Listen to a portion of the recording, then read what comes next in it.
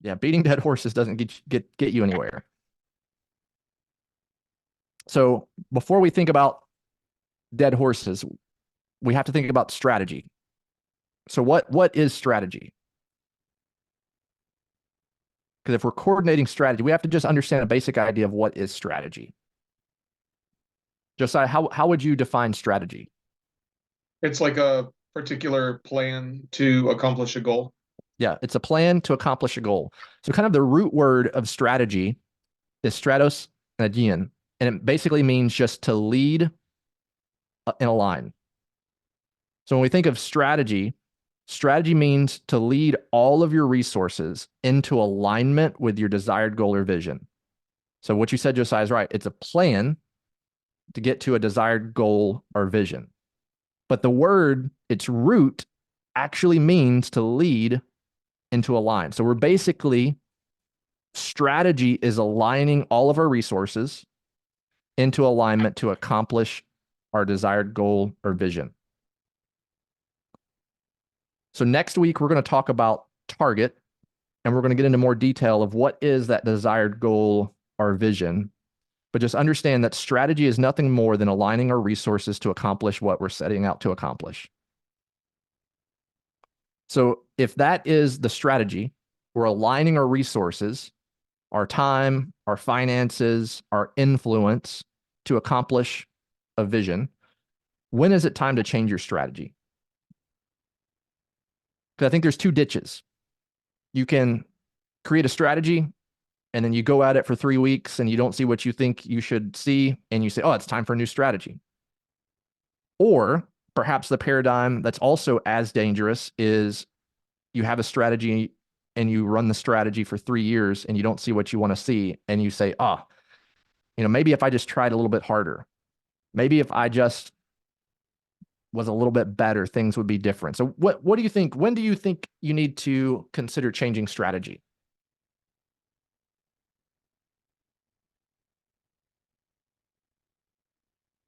Whenever God tells us to. Yeah.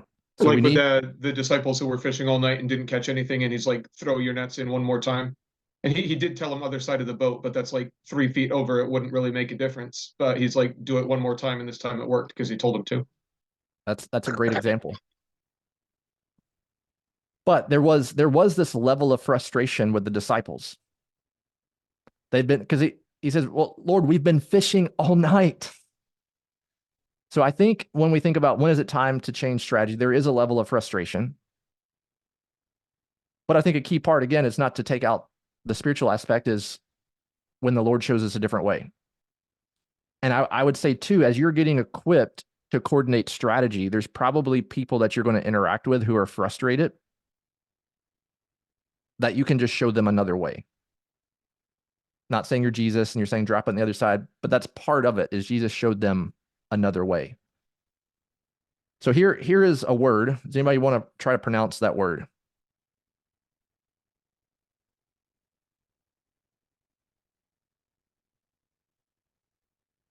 Or maybe it's an Nope. acronym.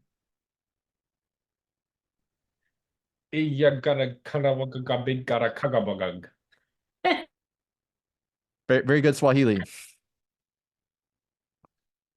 That was impressive. So maybe think of it as an acronym. If you keep doing what you've been doing, you will keep getting what you've been getting. So somebody look at that word again and repeat it back.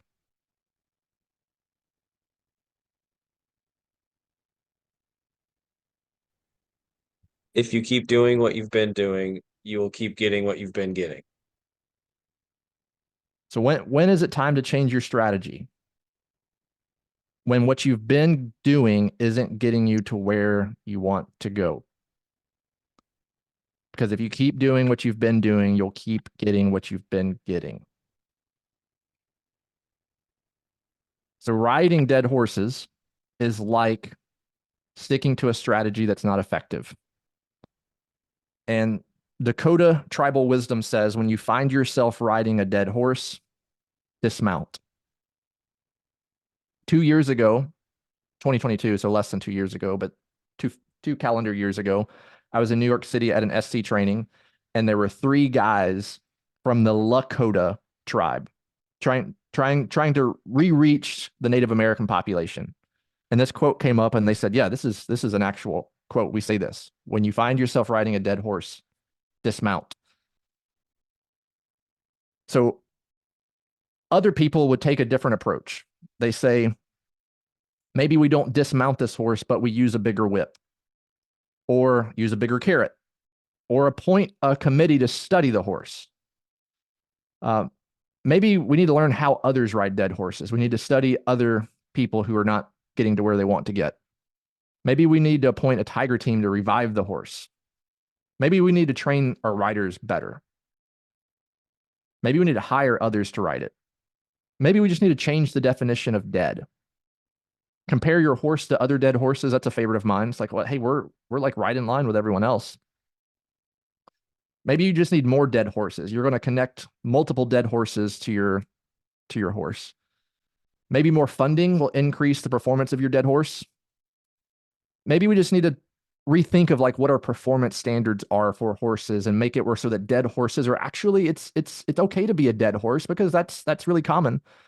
Or we can always just promote the dead horse, and the dead horse can lead other dead horses.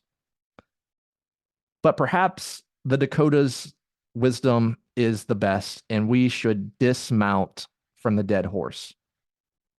Because what? If you keep doing what you've been doing, you'll keep getting what you've been getting. If you're riding a dead horse, it's time to dismount. How do we dismount? The first thing, again, I told you some of this, it may hurt your feelings, but you will hear it often. Remember, it's not about you. The second thing is, don't marry your plans. So you may have a really great plan. Don't be married to your plan. We're looking for where God is at work. Use multi-processing, meaning have multiple angles to review things.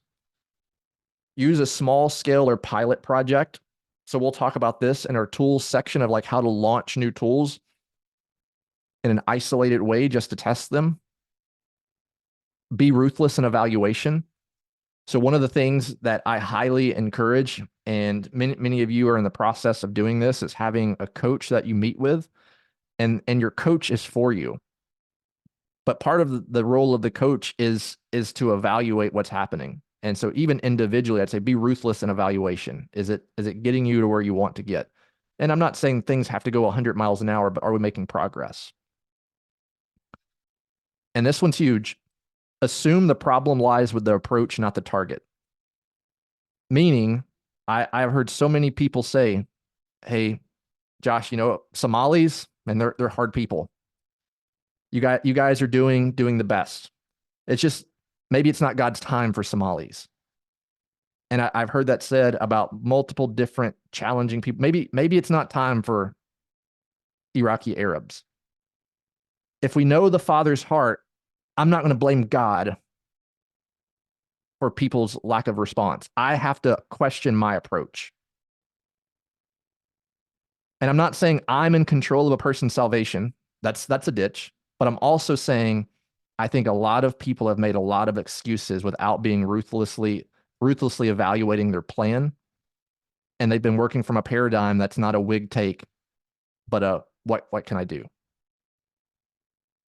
And don't pour more resources into what isn't working. That's another favorite. It's like, oh, this isn't working, but if we had more. If you fall, get back up again, because sometimes dismounting a horse is a little dangerous, and you may fall. You may twist your ankle. Get up, keep going. If the train you're on is no longer going in the right direction, get off and get on another train. Realize failure can be a stepping stone to success. I just, the end of last year, I read a book called Loon Shots, Loon Shots. And it's about like creatives, and it's really not a missions book at all, but it has a lot of applicable things. And one of the things the author says is with Loon Shots, there's always at least 3 false failures. And what he means by false failures is we would call it a failure on an idea or a project, but the person keeps going and perseveres. And I think the same thing applies to us is we are going to face some false failures. I think everything isn't a failure. They're learning opportunities, stepping stones to success. And with that idea, we take the long-term view. And then effectiveness is the criterion. And I would say effectiveness within faithfulness to the scriptures, because we don't want to become just pragmatic to what seems to work. We want to be faithful to the scriptures, but pursuing effectiveness. So be honest with yourself. Hey, Bud, sorry, Yes. can you go back to that so I could take a picture of it with all of them on there? Yeah, and I can share this with you as well. Thank you, got it. So be honest with yourself. Are there dead horses in your ministry? And so before you answer that, I'll just give an example. So again, I was in Nashville last week. I was meeting with someone who was working with Kurds, who had lived in Kurdistan, who had language and culture, had been working with Kurds in Nashville for 10 years. Had seen 2 churches start and kind of flame out. Her approach had been very much helps based. And her on her own, just communicating, I didn't like train this or talk about this. Basically, she said for 9 years, she rode a dead horse because it was helps based. Not that that's a bad thing, but what happened was this really weird dynamic with the Kurdish community that they viewed it was her job to help them. And when she didn't help them, then it severed relationships. There wasn't any reciprocal relationships. It was all she was providing. And again, not saying she did anything wrong. I think she was doing what she thought was best. But basically, she said, now I tell people that I work at this place and I'm a Bible teacher. She's very forward. And so that was just an example of a dead horse, that her entry ministry was very helps based, and it wasn't getting to her to where she wanted to see the multiplying disciples. So maybe take a couple minutes, and then after this section, we'll take a break. Are there any dead horses in your ministry, or maybe some that are limping? So not trying to define the dead horse, but trying to give you some eyes to view this from that. Whenever you feel stuck, remember, if you keep doing what you've been doing, you're going to keep getting what you've been getting, and you start looking for dead horses.